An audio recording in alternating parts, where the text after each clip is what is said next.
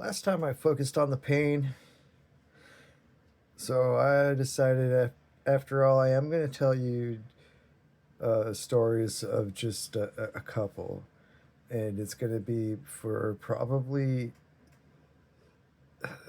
I'd have to think for sure, but probably the two people who I would think felt the most pain in anything was going on there when I was there on 6 North Children's Hospital, Los Angeles. And the first one is about a girl. She was about 10 years old, and she had one leg that was about 6 inches longer than the other leg. And they were mechanically stretching out her leg over time. Now, stretching, I could do a whole thing about that too, because stretching is something I had to do, and boy, is it painful.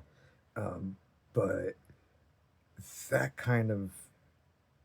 Anyway, she would come into physical therapy, and she'd have to walk up and down the stairs as her therapy. And you could just tell, you would hear the cries and the pleas from the gym area. And I don't understand why anybody has to go through that kind of pain. Yeah. The second one is about a little boy.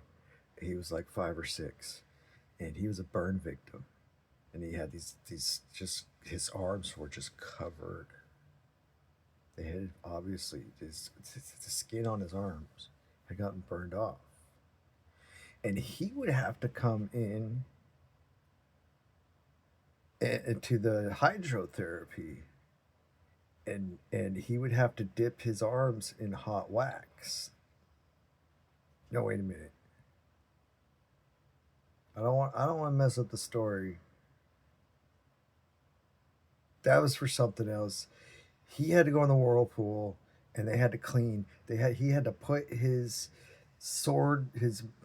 burn covered arms into the hot water and make sure it was sterile and clean, and get rid of all the dead cells and stuff.